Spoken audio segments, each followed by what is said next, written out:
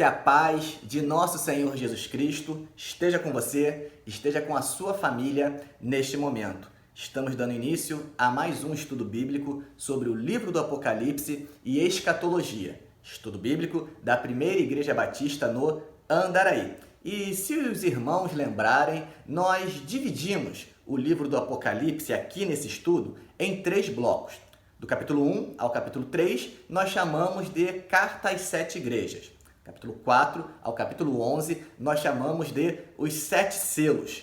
E do capítulo 12 até o último capítulo, da disputa, o embate entre o Cordeiro e seus discípulos e o dragão e os seus discípulos. Então, nós estamos falando agora sobre o segundo bloco, do capítulo 4 até o capítulo 11, do bloco dos 7 selos. E como eu já falei anteriormente, nesse bloco não tem só selos, né? No capítulo 4, nós já argumentamos e falamos que trata-se de João indo até o céu e vendo o culto celeste, vendo Deus Pai entronizado e assentado sobre um trono. Os seres celestiais o adorando, o exaltando, e esse modelo de culto celestial deveria ser o paradigma para ser vivenciado aqui, no culto terreno, onde existia uma proposta de culto à figura do imperador. Então esse texto traz uma crítica ferrenha a isso, indicando que o único digno de ser adorado e exaltado é Deus. No capítulo de número 5, nós temos a figura do Cordeiro, que assim como o Pai que está assentado no trono, o Cordeiro também se encontra no meio do trono. E o Cordeiro também é adorado. O Cordeiro também é exaltado junto com o Pai. E o Cordeiro, então, ele pega das mãos do Pai um livro selado, e começa a quebrar os selos, né? Começa a abrir os selos. Por isso a gente percebe aqui uma continuidade, né, entre os argumentos. O Pai no trono com o livro, o Cordeiro no trono também, pegando o livro do Pai, quebrando os selos, que vai ter os seus desdobramentos agora no capítulo 6 em diante.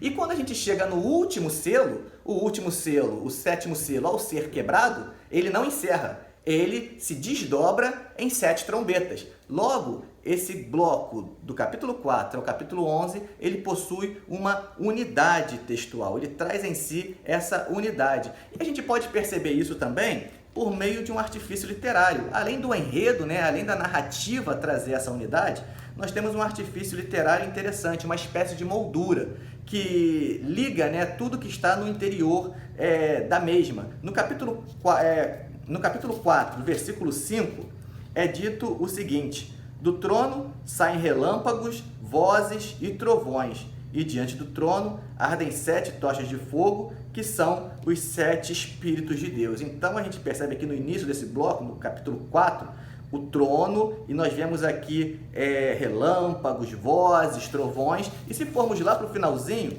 no capítulo de número 11, no verso de número 19, o último verso do capítulo 11, diz assim: abriu-se então o santuário de Deus, que se acha no céu, e foi vista a arca da aliança no santuário, e sobrevieram relâmpagos, vozes, trovões, terremotos e grande saraiva.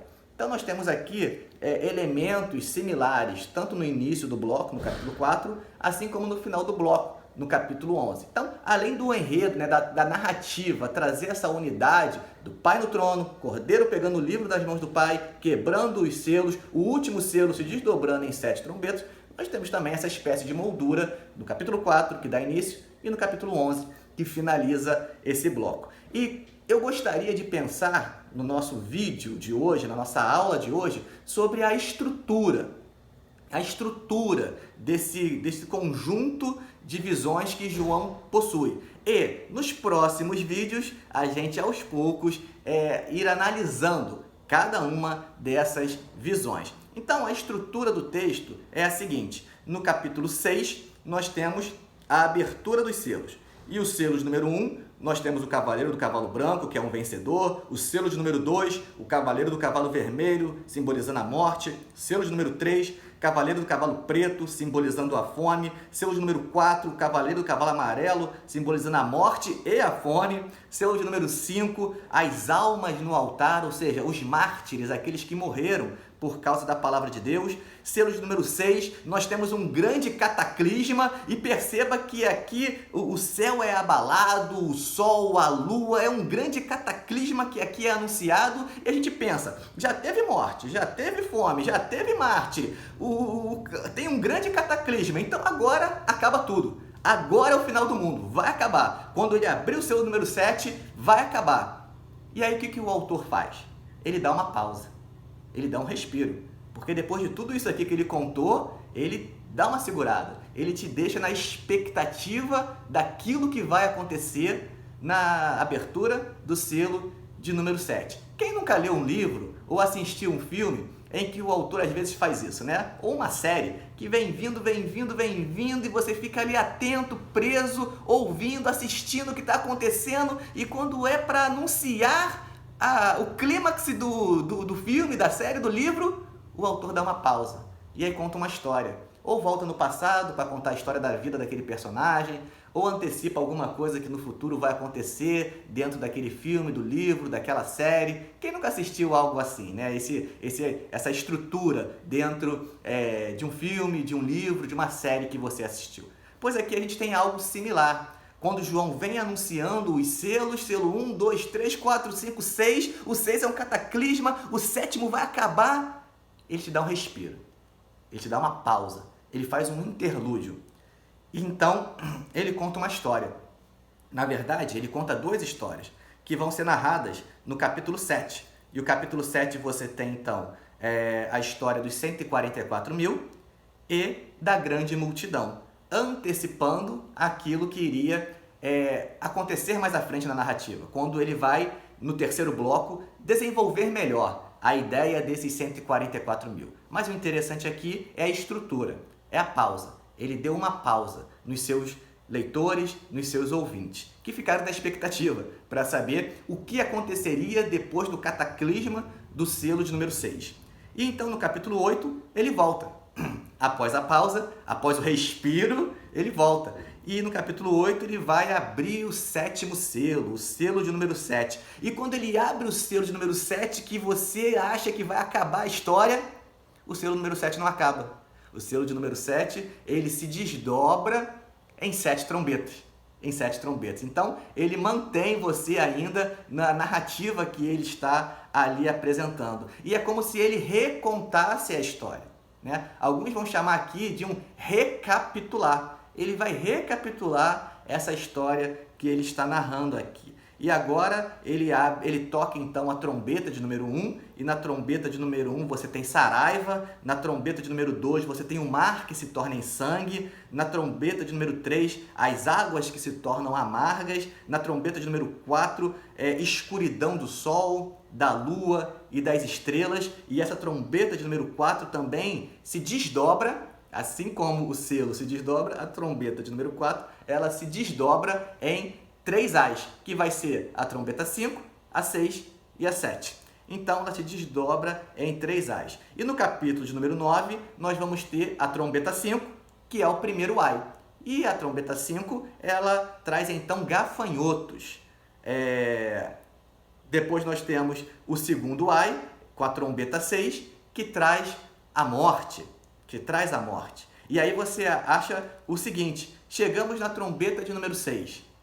Agora vai acabar, não tem para onde correr. É a 7ª trombeta e acaba. E o que o autor faz novamente? Assim como fez em relação aos selos, quando chegou no selo de número 6, que ele deu uma pausa e contou uma história, quando chegamos na trombeta de número 6, ele dá uma pausa e conta uma história também. No caso aqui, ele conta a história de um pequeno livro que ele engole e conta a história também das 2 testemunhas. Então, essas são as 2 histórias que ele conta aqui. E em seguida, ele retoma a narrativa com a 7ª trombeta, que aí sim, a 7ª trombeta finaliza, quando trata da vitória do Cordeiro. Então, ele traz a vitória do Cordeiro sobre os seus inimigos, sobre os seus adversários. E o que a gente pode perceber dessa estrutura aqui que nos foi apresentada? Que o Cordeiro, que é digno, o cordeiro que é adorado, o cordeiro que, como o texto vai dizer, que parecia como que morto, ou seja, ferido, ou seja, ensanguentado, ou seja, simbolizando Cristo Jesus que na cruz do Calvário se entregou por amor a mim e a você, para que a gente tivesse a possibilidade de salvação mediante o seu sangue remidor. Esse cordeiro é ele que dá início aos eventos escatológicos. É ele que abre os selos, dando início a todos esses eventos escatológicos. Isso quer dizer que, desde a vinda de Cristo, a sua entrega na cruz e a sua ascensão aos céus, junto ao Pai no trono, os eventos escatológicos deram início. O Cordeiro abriu os selos.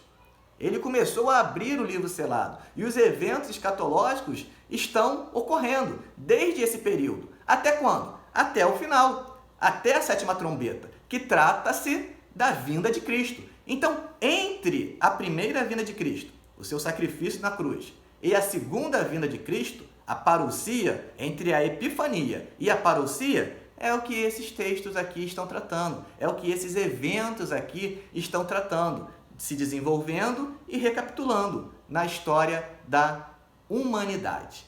E a gente percebe aqui, então, esse cordeiro que foi morto, foi exaltado, digno, adorado, entronizado no céu, ele dá início aos eventos escatológicos. Assim como o próprio apóstolo Pedro vai dizer lá em Pentecostes com a vinda do Espírito Santo. Nos últimos dias, diz o Senhor. Ou seja, desde a época de Pedro, nos Atos dos Apóstolos, até hoje, nós vivemos os últimos dias, porque o Cordeiro foi entronizado e ele quebrou os selos. E os eventos escatológicos deram início, até que um dia ele voltará. E nesse interim, nós estamos vivendo, adorando aqui na terra esse Cordeiro, que é adorado no céu, e fazendo com que o reino dele em nossas vidas se faça presente, anunciando a mensagem do Evangelho, proclamando o amor de Deus, o nosso Pai.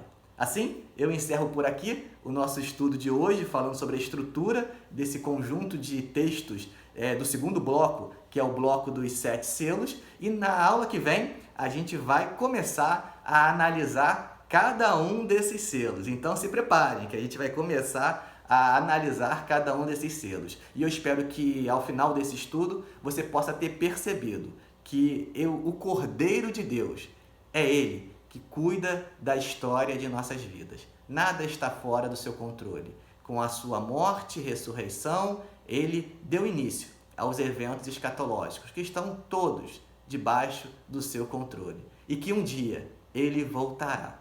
Ele voltará e estabelecerá o fim da história. Estabelecerá a plenitude do seu reinado, colocando diante de nós novo céu e nova terra. Que possamos, então, atravessar esses momentos, difíceis às vezes que passamos, com esperança e fé no cuidado do Cordeiro de Deus sobre as nossas vidas, que nos amou de uma maneira tão profunda, que na cruz do Calvário se entregou por nós. Que Deus a todos abençoe.